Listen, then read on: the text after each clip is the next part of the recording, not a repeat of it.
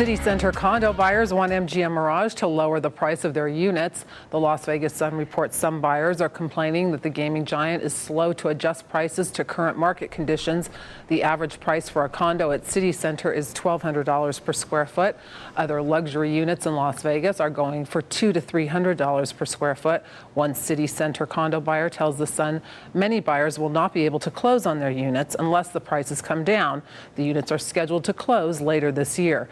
MGM Mirage spokesman Alan Feldman tells the Sun it would be premature to adjust prices since the market may rebound in the coming months.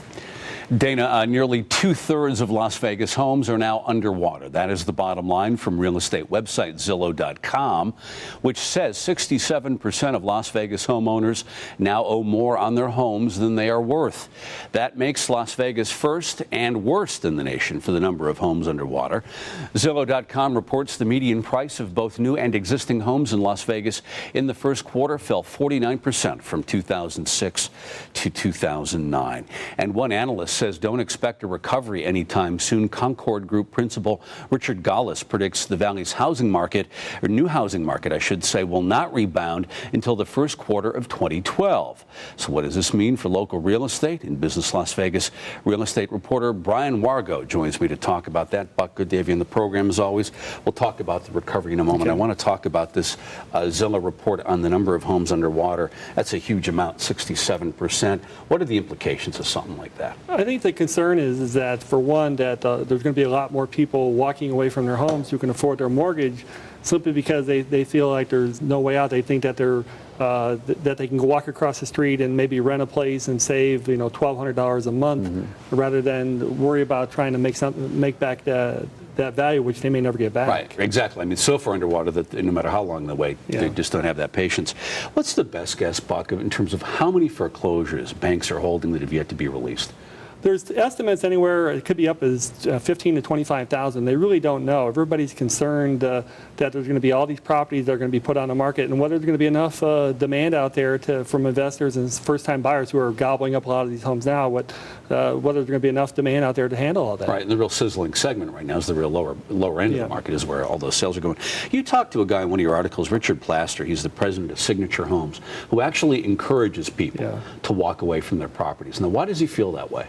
He just thinks that it makes sense for people financially that they're better off to take the hit on their credit, and they're better off to save the money. He just thinks it's long-term financially it makes sense. That there's no, like I made a reference to earlier, that if you're paying $2,500 a month on your mortgage, and you can go rent a place for $1,250 and then wait, and wait 3 years and go buy another home, he thinks that's better for you financially. Right. Not everybody agrees with that, but write out the ding on your credit report and then be able to jump back in. Let's talk about this valuation thing from the Concord Group. It says a recovery here in the new home market won't happen until 2012. What do other experts, local experts, think about that? Well, even that projection of 2012 is one home per subdivision. So it's very, very, very tepid sales as it is. And some people think it's going to be sooner than that. It might be 2011 or maybe even the end of 2010, but it's still going to be very weak. I mean, we have to go through all this foreclosure inventory and before we get to stimulate sales, because there's such a difference between the cost of a new home compared to an existing home that people are not looking in that direction right now. Absolutely, like $100,000 difference in terms of existing and new. Buck, we're out of time. Thanks for joining us. Appreciate it very much today. Read more about the Valley's real estate market in this week's print edition of In Business Las Vegas. Dana, back to you. Thanks, Jeff. A local inventor takes his push for dental hygiene to the Las Vegas Strip. See why this device could soon land in a hotel room near you. Plus, a Las Vegas landmark joins some elite company. Don't go away.